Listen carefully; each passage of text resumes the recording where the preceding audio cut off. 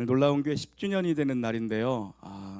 제가 10년 동안 일관되게 가장 강조하고 또 제가 가장 좋아하는 것 그리고 가장 잘하고 싶은 건 언제나 예배였어요. 그리고 새로운 10년을 맞으면서 제가 한 주간 강단에 서지 않고 한 주간 기도하면서 새로운 10년을 준비하면서도 동일하게 제 인생과 목회에 가장 가치를 부여해야 될 것, 가장 최고의 가치를 두고 싶은 것도 역시 예배입니다. 하나님은 예배를 통해 영광 받으시는 분인 줄 믿습니다. 예배 가운데 임재하시거든요. 그래서 예배가 살아나면 한 사람의 인생이 살아나고요, 예배가 살면 가정이 하나 살아나고요, 예배가 살면 교회가 살고요, 예배가 살면 선교가 살아나는 놀라운 역사가 있습니다. 우리 놀라운 교회가 지난 10년 또 다가오는 앞으로의 10년도 예배에 불붙는 교회가 되기를 간절히 소망합니다. 오늘 모세 예배를 여러분과 나누고 싶은데요, 이따 착공 예배 때는 다윗의 예배를 나눌 거예요. 모세 예배를 먼저 나누고 싶은 이유는 뭐냐면 모세 예배는 광야의 예배였습니다. 다윗의 예배는 다윗의 그 텐트에서 드리는 예배였다라면 모세 예배는 정말 광야 한복판 아무것도 없는 광야에서 드리는 예배가 바로 모세 예배인데, 우리가 진정한 예배의 회복을 원한다면 광야에서 하나님을 만나는 그 시간, 그 사건, 그때가 진짜 예배자가 되고 진짜 예배가 세워지는 출발점은 바로 광야입니다. 모세의 인생 첫 시즌 40년은요, 모세가 애굽 공주의 아들로 자라나요. 40년 동안 왕자의 수업을 받는 게 모세의 40살까지의 첫 번째 시즌입니다. 그런데 왕자 수업을 받는 동시에 하나님께서 모세에게 어떤 수업을 시키셨냐면요, 생모였던 요게벳을 유모로 붙여주셔서 히브리인으로서의 정체성, 철저한 신앙교육을 받게 하십니다. 그러니까 모세의 인생 첫 번째 시즌 40년은 영적으로 육적으로 엄청난 컨텐츠가 그 인생에 쌓이는 시간입니다. 그러니까 자신만만한 거예요. 사실요, 영적으로 육적으로 그런 엄청난 것들을 40년 동안 축적된 인생을 살았어요. 그래서 이 히브리인이 애굽 사람에게 핍박당하는 걸 보고 피가 끓어오르잖아요. 결국엔 애굽 사람을 쳐 죽입니다. 모세가 기대했던 건 아마도 자기 동족을 위해서 이제 애굽의 왕자의 타이틀을 가지고 있는 자기가 애굽인을 죽였다면 히브리인들에게 자기가 히브리인들이 자기를 지지하고 힘을 실어줄 거라고 여겼는데 아니었어요. 아무도 모세 인정해주지 않고요, 모세에게 다 등을 보입니다. 그래서 모세가 억울함과 상처와 분노를 가지고 광야로 도망을 갑니다. 그리고 모세의 인생 두 번째 시즌이 시작되는데요, 광야학교 40년의 시즌이 시작돼요. 처가살이를 하며 삽니다. 장인 이드로의 자기 양떼도 아니에요. 장인 이드로 처가살이 하면서 장인의 양떼를 40년간 그가 쳐요. 이 40년 동안 하나님께서는 애굽 왕자로서 그에게 엄청난 컨텐츠가 축적되어 있던 자신감 있던 모세의 모든 자신감을 꺾으십니다. 철저하게 무능함을 경험하게 하시고요, 한없이 모세를 약해지게 만든 시간이 광야학교 40년이에요. 우리 인생이 다 그렇습니다. 여러분도 경험적으로 아실 거예요. 내가 뭔가 할 수 있을 것 같은 자신감이 있을 때 하나님은 나를 쓰지 않아요. 그때 하나님이 나를 써줘야 될 것 같은데 하나님은 내가 젊고 힘 있고 학식이 있고 돈이 있고 백이 있고 옆에 사람이 있고 이럴 때 하나님은 나를 쓰지 않아요. 하나님의 역사는 그런 자를 통해 나타나지가 않아요. 여러분도 저를, 어떤 분은 장로님은 저를 10년 보셨었고 딱 이제 10년 보셨네요. 또 어떤 분은 1년 6개월, 또 어떤 분은 3년, 또 어떤 카림에서부터 함께 오신 분들은 벌써 6년, 7년. 10년 전에 삼각김밥 머리를 했던 신인아 목사는 모든 걸 다 할 수 있을 만한 자신감이 있던 사람이에요. 그런데 물방울 스타일이라고 제 머리 스타일을 부르더라고요. 목사님은 물방울처럼 머리를 깎으셨네요. 삼각김밥 시절 뾰족한 머리였을 때 저는 뭐든 다 할 수 있는 자신감이 있는 30대였어요. 그런데 하나님께서 10년을 통해서 물방울처럼 연한 사람을 만들어서요, 선교 가서 이빨 빠지고 머리도 다 휘어버리고 한없이 하나님이 약하게 만드셨어요. 모든 주의 종들은 반드시 광야 학교를 통과해야 되거든요. 성경은 언제나 모든 하나님의 사람들은 광야 학교를 통과해서 하나님이 만들어낸다라는 걸 수많은 성경의 인물을 통해서 확언합니다. 광야는 외롭고 내 계획이 다 실패하고 내 옆에 사람들이 다 떠나가고 나 혼자 남아 있는 자리가 광야예요. 그런데요, 거기서 내 자아가 완전히 부서지고 정결해지고 거기서 그때 하나님의 말씀이 들려오기 시작해요. 그래서 광야는 MTBR, 미드바르입니다. 미드바르. 근데 말씀은 나바르거든요. 히브리어로. 광야 미드바르에서 나바르, 하나님의 말씀이 들려오는 거예요. 광야야말로 하나님의 음성이 내게 크게 들려오는 메가폰이고 확성기가 있는 곳이 바로 광야거든요. 그래서 여러분, 광야의 소망은 뭐냐면 광야는 저주가 아니라 축복이라는 것입니다. 반드시 하나님은 하나님의 사람을 만들 때 광야를 통과하게 하세요. 모세의 이 40년의 두 번째 시즌 광야 학교의 마지막 시즌이 뭐였냐면 바로 마지막 끝자락이 오늘 본문에 불타는 꺼지지 않는 떨기나무 앞이었습니다. 모세가 양떼를 몰고 호렙산, 시내산이죠. 여기까지 양떼를 몰고 왔는데 장인 이드로가 사는 곳에서부터 학자들에 의하면 최소 3, 4일은 걸렸을 거라고 추정을 합니다. 모세가 40년 광야 생활을 한 사람인데 길을 모를 리가 없죠. 그런데 여기 호렙산 앞에까지 양떼를 몰고 와요. 왜 그럴까요? 여러분, 예배는 그런 겁니다. 하나님이 나를 예배자로 세우시기 위해서 하나님의 거룩하심은 나를 계속 몰아가거든요. 계속 나를 콜링하세요. 하나님은 우리를 목마르게 하시고 하나님은 우리를 갈증나게 하시고 우리가 하나님 없이 살 수 없도록 하나님께서 내 마음 가운데 계속 갈급한 마음을 주시거든요. 그렇게 몰아가시는 겁니다. 그래서 하나님이 나를 부르신다라는 걸 느끼게 하는 것이 예배의 출발이에요. 내가 하나님을 찾아가야겠구나, 하나님이 나를 지금 부르고 계시는구나, 내가 하나님과 멀어졌구나, 이 갈망을 예배자들에게, 하나님의 백성들에게 하나님이 주시거든요. 모세가 호렙에 딱 도착해 보니까 하나님이 거기 먼저 계셨어요. 그런 겁니다, 여러분. 하나님은 먼저 와서 나를 기다리시는 분이에요. 내가 먼저 그를 사랑한 것이 아니라 그가 먼저 우리를 사랑하셨습니다. 그래서 독생자 예수 그리스도를 우리 가운데 보내신 거예요. 타지 않는 떨기나무 불꽃으로 하나님의 임재가 바로 호렙산 앞에 있었습니다. 저도 이렇게 돌아보면요, 제 인생에 가장 하나님의 임재를 강렬하게 느꼈던 때가 언제냐 하면요, 전도사 시절에 제일 먼저 추운 예배당에 나와서 아무도 없는 예배당 히터 틀고 방송 장비 켜고 빔 프로젝트 켜질 때까지 기다리고 그러면서 아무도 없는 그 입김 나오는 예배당에서 혼자 기도했을 때, 그때 하나님의 임재가 그 예배당을 가득 메운 경험을 너무 많이 했어요. 이 추운 예배당에 나 혼자 있다라고 나는 생각했는데 그게 아니었던 거예요.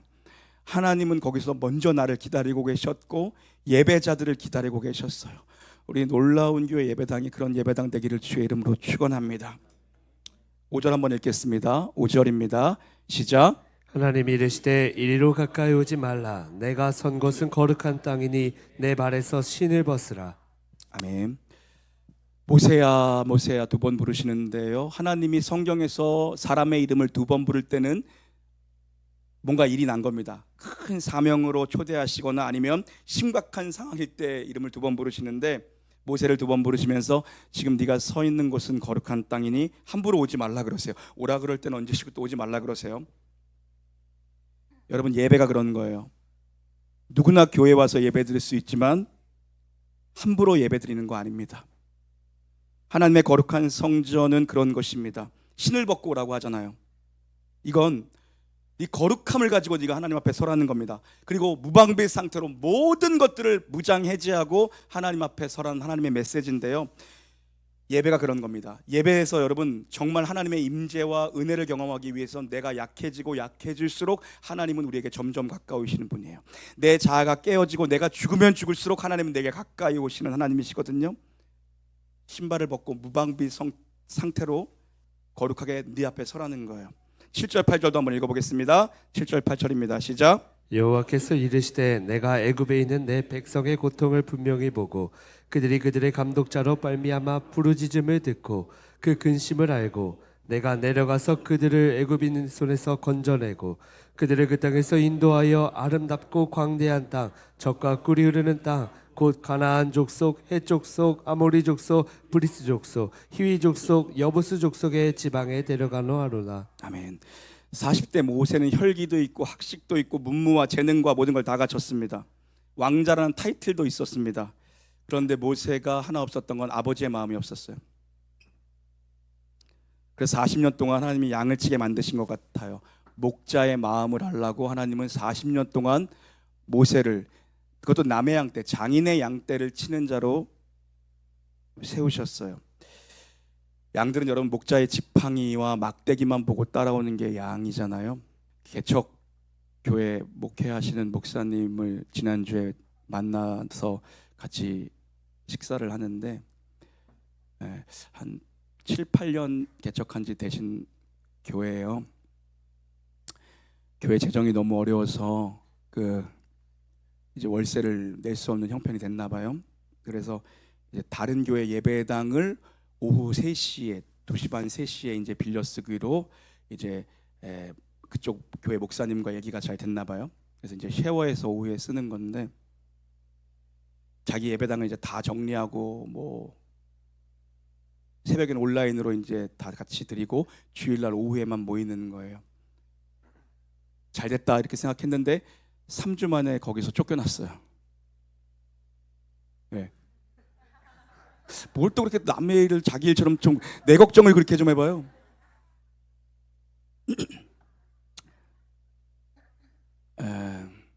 요는 이제 당회에서는 결의해서 허락이 된 건데 원로 장로님들 서너 분이 우리가 모르는 일을 어떻게 할 수 있냐 들고 일어나셔가지고 우리가 나가든 그 사람들을 내보내든 내보내라고 해서 그분들이 나갔대요. 3주 만에. 그래서 이제 이 목사님이 어떻게 해요? 성도들 40-50명이 있는데 그래서 한 주간 내내 기도하면서 알아봐서 이번 주에는 여기 태권도 학원에서 모이기로 했으니까 일로 와주세요. 그러면 성도들이 더 부랴부랴 또 애들 들쳐안고 주차 어떻게 막 구석에다 하고 또 오고, 이번 주는 뭐 축구장 빌렸어요. 축구장 풋살장으로 오세요 하고, 이번 주는 발레 학원을 빌렸어요. 이번 주는 누구 사무실 빌려서 예배드려요. 이렇게 4개월을 했대요. 근데 이 40명 50명 되는 성도들이 한 주도 안 빠지고 그 4개월 동안 누구 하나 이탈자도 없이 4개월을 그 예배를 참석하더래요. 목사님은 4개월 동안 빙빙 돌면서 매주 이 식구를 데리고 내가 이제 어디로 가야 되나, 이번 주는 어디로 가야 되나, 그러다가 이제 작은 콘서트홀 같은 데를 이제 임대해서 들어가게 됐대요. 그래서 이 목사님이 하시는 말씀이 4개월 동안 그 40-50명 되는 성도님들이 매주 애들이랑 예배 장소로 모이는데 누구 하나 불평을 하거나 어떻게 할 거냐, 대안이 뭐냐, 대책이 뭐냐, 계획이 뭐냐, 다음 주는 어떻게 할 거냐 물어본 사람이 한 명도 없었대요.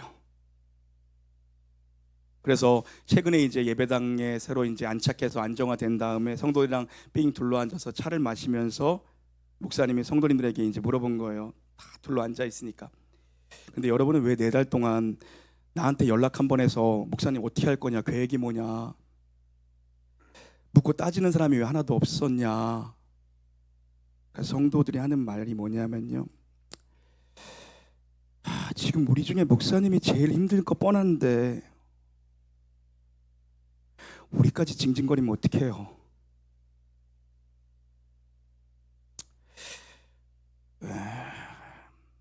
우리까지 목사님 힘들게 하면 목사님 무너질까 봐 자기들끼리 모여서 우리 한마디도 하지 말고 따라가자 이렇게 얘기를 했대요.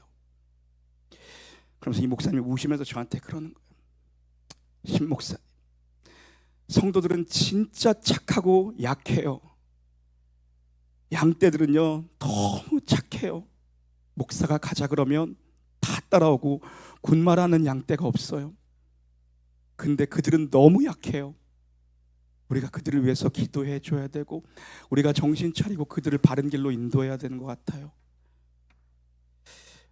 하나님은 재능도 있고 학식도 있고 애굽의 왕자의 타이틀도 있는 모세를 쓰시지 않았어요. 그리고 그에게 양떼를 맡겼습니다. 40년 동안. 왜요? 아버지의 마음을 알아야 됐어요. 아버지의 마음.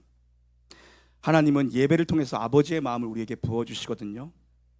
예배를 통해 아버지의 마음을 아는 자, 그 성령의 기름 부으심을 받은 자에게 하나님은 꿈과 비전을 주세요. 사명을 맡기십니다. 10절입니다. 함께 읽겠습니다. 10절이에요. 시작. 이제 내가 너를 바로에게 보내어 너에게 내 백성 이스라엘 자손을 애굽에서 인도하여 내게 하리라.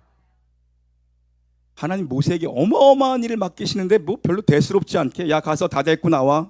바로의 손에서 백성들 다 데리고 나와 그러는 거예요. 200만 명을 이끌고 출애굽하라는 말도 안 되는 명령을 지금 아무렇지 않게 너무 담담하게 담백하게 하나님 주시거든요.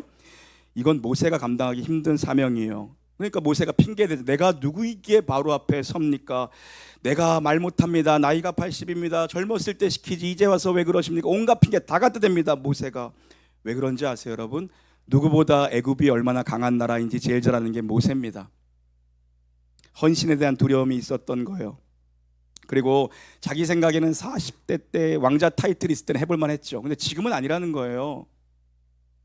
그런데 모세가요 이 한 번의 광야의 떨기나무 예배를 통해서 완전히 회복됩니다. 12절 함께 읽겠습니다. 12절입니다. 시작. 하나님이 이르시되 내가 반드시 너와 함께 있으리라.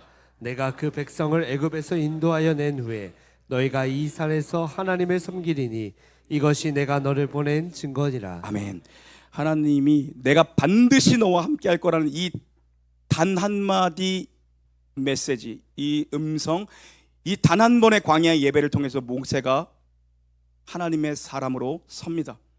모든 자존감과 자존심이 산산조각나고 다 부서졌던 모세가 이 단 한 번의 예배 뭡니까? 내가 반드시 너와 함께 할 것이다. 가라. 여러분 그런 거예요. 우리 자녀들에게 우리 다음 세대 선생님들은 이 가치 철학을 가지고 뭐가 됐든 간에 뭘 가르친다는 이 가치가 흔들리면 안 돼요. 1시간 예배가 이 아이의 인생을 변화시킨다. 아멘이십니까? 이게 흔들리면 안 돼요. 한 번의 예배가 사람을 살린다. 모세 못한다 였어요. 근데 단 한 번의 광야의 예배, 한마디 주님의 음성, 내가 반드시 너와 함께 할 것이다. 일어나 가라. 여러분 그런 겁니다. 우리가 죽어도 예배는 안 떠나간다라는 걸 아이들에게 가르치는 거예요. 이게 기독교 교육의 핵심이에요. 우리 놀라운 교회 기독교 교육의 핵심은 이겁니다. 내가 죽어도 예배는 떠나지 않는다. 아멘. 우리 친구들만 내가 죽어도 예배는 떠나지 않는다. 아멘. 이거를 가르쳐 놓으면요 방황의 시기에 떠나갔다가도 다시 옵니다. 탕자가 그의 인생에 잘한 건 단 하나입니다. 뭡니까? 아버지의 집을 기억했던 것. 우리 아버지가 어떤 분인지, 우리 아버지는 종들에게도 풍성하신 분이었어. 그거 하나 기억한 게 탕자의 인생에 가장 잘한 겁니다. 유일하게 잘한 겁니다. 그것 때문에 탕자가 살아나잖아요. 이거 가르치는 거예요. 이 비밀을 아는 사람, 1시간 예배가 내 인생을 살릴 수 있다는 이 비밀을 아는 사람은요 문제가 있을 때마다 하나님 임재 앞에 나가 엎드리는 겁니다. 용기의 근원은 하나님의 동행입니다. 우리 인생의 모든 용기의 근원은 하나님의 동행입니다, 여러분. 그래서 하나님이 나를 부르시거든요. 내게 사명 주실 때는 내 머리로 할 수 있을까, 할 수 없을까 이거 생각하는 거 아니에요. 그냥 내가 너와 함께 할 것이다. 이 음성 들리면 가는 겁니다, 여러분. 모든 게 그래요. 제가 지난 10년 동안 참 울기도 많이 울었는데 한순간도 목회가 쉬웠던 적이 없습니다. 근데 제 눈물을 닦아주셨던 건 뭐냐면 언제나 하나님의 임재였어요. 하나님이 언제나 눈물을 닦아주셨거든요. 교회에 위기가 있을 때마다 언제나 하나님이 저를 부르셨어요. 하나님 나를 불타는 떨기나무로 데리고 가시고 이나야 내가 언제나 너와 함께 있었다. 앞으로도 네가 외롭고 힘들면 내가 너와 함께 할 것이다. 걱정하지 말고 두려워하지 마라. 하나님은 언제나 이 메시지로 저를 일으켰어요. 내가 너와 반드시 함께 할 것이니 강하고 담대하라. 두려워하지 마라. 저는 제가 이 교회를 책임져야 된다고 생각했습니다.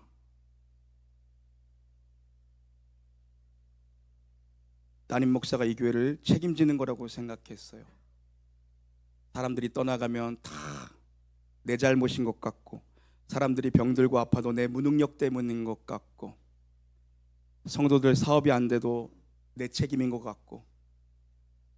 근데 주님이 말씀하세요. 이나야, 너는 교회를 이끄는 목자가 아니야. 너는 나의 양떼야. 네가 책임지려고 하면 스트레스 받아서 목회 못한다. 내게 모든 걸 맡겨라. 너는 내 양떼야. 주님은 이 음성으로 저를 일으키시거든요. 모세는 떨기나무 아래에서 어린 양으로 서 있었던 거예요. 진정한 예배는 여러분 어린 양의 자리에 내가 내려오는 것입니다. 내가 목자가 아니라 내가 어린 양이라는 것을 하나님 앞에서 아는 거예요. 그리고 하나님만이 우리의 참 목자이심을 아는 겁니다. 10주년을 맞이하면서 주님이 예배를 통해서 제게 주신 음성은 너는 교회의 책임자가 아니고 네가 이 교회 담임 목사가 아니다. 내가 이 놀라운 교회의 책임자고 내가 이 교회의 담임 목사다. 너는 나의 양이다. 주님이 제게 주신 음성이거든요.